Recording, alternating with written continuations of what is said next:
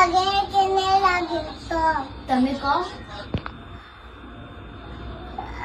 તું આ સડ્ડા પહેરે તો મને ને ગમતું હે.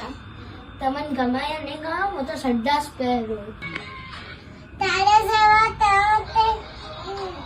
એટલી દાસે કાઢતા હતા ને ખેતરમાં કામ કરવા જતા હતા ને. હવે તમારા જમાના એમ કે અમારા જમાના આવી ગયા, હું તો સડ્ડો જ પહેરું.